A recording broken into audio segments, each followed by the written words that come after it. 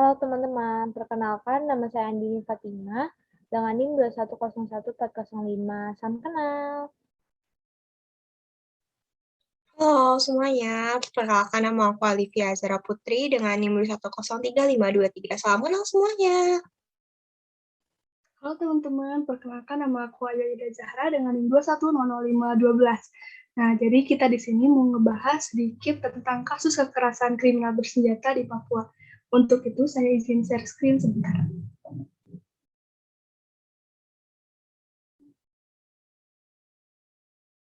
Adapun berita terkini dari kasus kekerasan KKB ini terlampir di sini. Komisi 1 DPR RI menyoroti kasus penyerangan oleh kelompok kriminal bersenjata di Papua yang menewaskan 8 pekerja di distrik Beoga, Kabupaten Puncak, Papua, Rabu 2 Maret 2022. Anggota Komisi 1 DPR RI asal Papua, Jan Parmenas Mandenas, menegaskan perlunya langkah tegas dan tindakan hukum dari pemerintah terhadap kelompok kriminal bersenjata di Papua yang kian menebarkan teror terhadap kenyamanan dan keamanan warga di Papua. Terkait dengan penembakan terhadap karyawan PTT atau Papua Timur Telematika yang mengerjakan BTS di atas, ya, saya pikir ini akan menjadi salah satu isu dan agenda penting untuk melakukan evaluasi langkah-langkah keamanan yang sementara ini dilakukan dan ditangani oleh Panglima TNI dan Kapolri. Yang jelas setelah masa reses selesai, Komisi 1 akan melakukan rapat dengan Panglima TNI dan akan membicarakan ini kembali untuk penanganan di wilayah-wilayah khusus terhadap daerah-daerah konflik, ya, seperti Puncak dan sekitar yang ada di Papua, sehingga aparat keamanan benar-benar berperan maksimal dan memberikan perlindungan bagi setiap warga negara, warga masyarakat yang melakukan aktivitas di lokasi tersebut. Jangan sampai terjadi ancaman atau tidak. Nah, ini juga perlu saya sampaikan juga kepada saudara-saudara kita yang ada di Papua yang berseberangan. Boleh kita berbeda pandangan, boleh kita berbeda ideologi, tapi tidak bisa kita mencederai orang lain.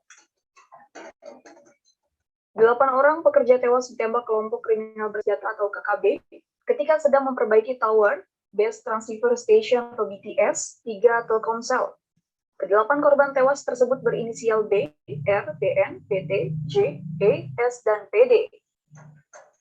Insiden itu pertama kali dikabarkan oleh NS, salah seorang pekerja yang selamat dengan mengirimkan kode bahaya melalui closed circuit television atau CCTV yang berada di tower tersebut.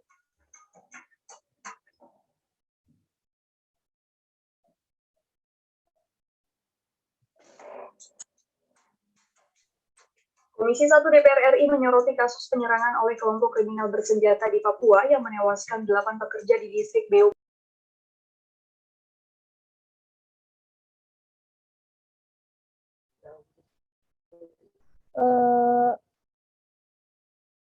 Oh iya, dalam berita tersebut itu aku udah cari-cari informasi nih tentang KKB itu.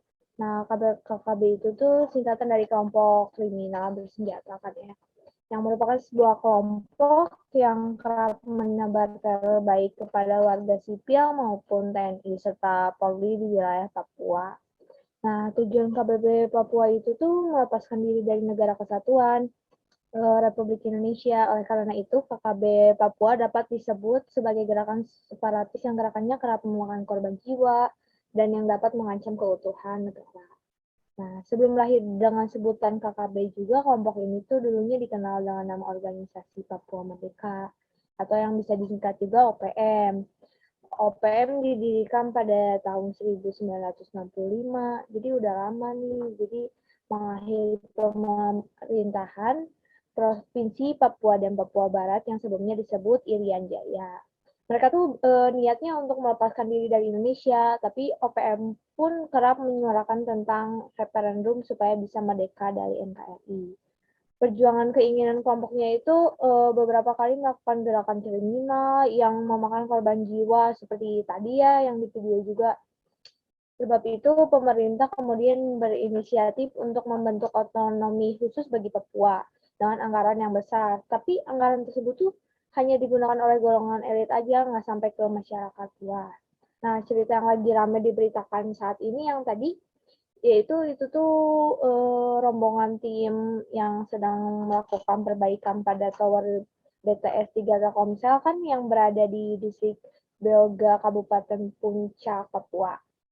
Korban yang selamat itu yang tadi dada-dada itu Nelson Sarira namanya. Nah, dia tuh berhasil dievakuasi menggunakan helikopter oleh tim operasi damai Chartens. Dalam wawancara yang dilakukan oleh wartawan, Nelson Sarira itu menceritakan detik-detik kejadian. Nah, Nelson tuh bilang gitu, kejadiannya tuh sekitar pukul 4 subuh, di mana saat itu timnya sedang pada tidur.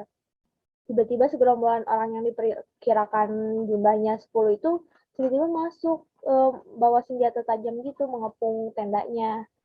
Nah, orang-orang tersebut lalu langsung dibantai gitu aja. Dan ia cerita juga sempat melihat teman-temannya digorok satu persatu gitu di depan mata dia sendiri. Nah, Nelson mengaku tidur di ujung, belum sempat sampai ke dirinya. Jadi Nelson tuh di ujung gitu, teman-temannya dari awal gitu. Udah gitu pas sembunyi itu, ia kayak dengar-dengar dia tuh loncat dari tendanya dan bersembunyi. Terus dengar-dengar bisikan kayak untuk dirinya tuh suruh ke atas bukit. Udah gitu setelah jam 7 pagian, melihat kondisinya sudah aman, udah nggak ada gitu.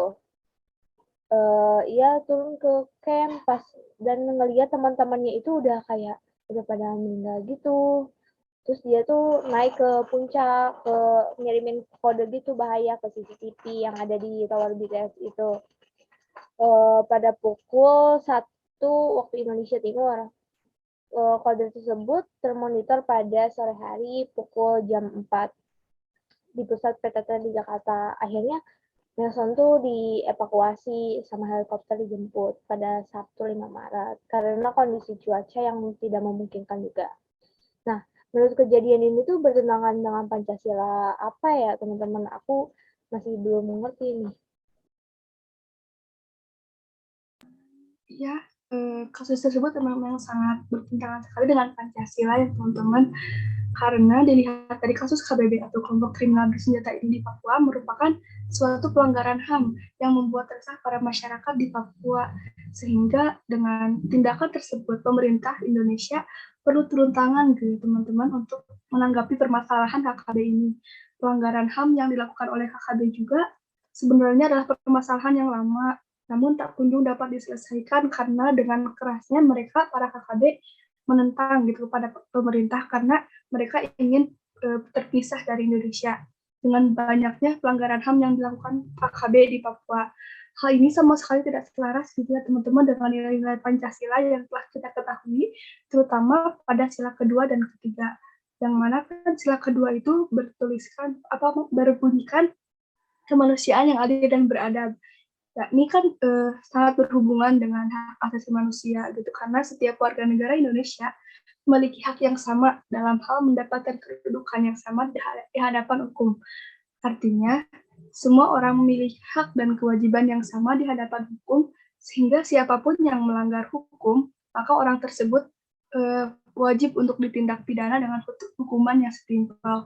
Sama dengan para anggota KKB itu merupakan sebuah kasus yang sangat-sangat besar gitu ya, sehingga para pemerintah juga sedang menghadapi situasi itu. Lalu dalam sila ketiga juga dikatakan Persatuan Indonesia. Hal tersebut juga sama berhubungan dengan HAM, yakni kemana warga negara Indonesia sebaiknya menanamkan rasa persatuan dan kesatuan untuk membangun tali persaudaraan yang erat. Jika dilihat di KKB di Papua ini, sepertinya untuk adanya rasa persatuan dan kesatuan itu mungkin sedikit kurang ya teman-teman, sehingga terjadinya kasus kekerasan seperti itu.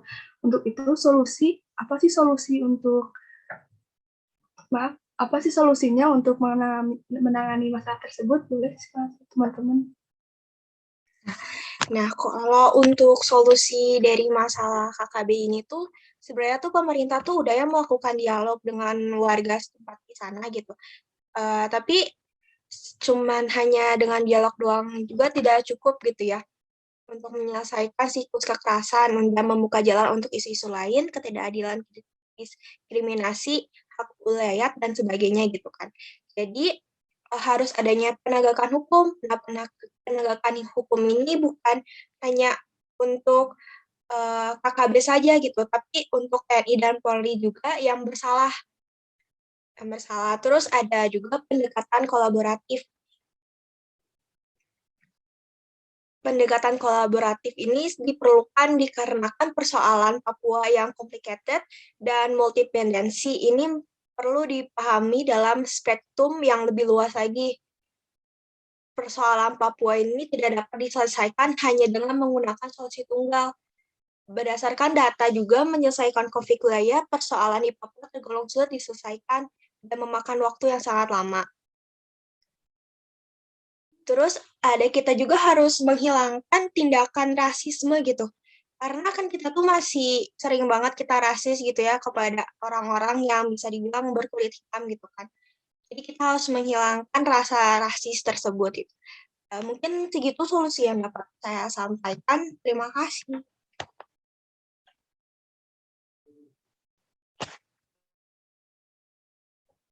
Oh iya. Jadi masalah ini tuh kasusnya bertentangan banget sama Pancasila ya, sama ideologi gitu. Nah, jadi kayak masih harus sama pemerintah juga dikaji lagi biar hal-hal kejadian ini itu nggak terjadi lagi kan.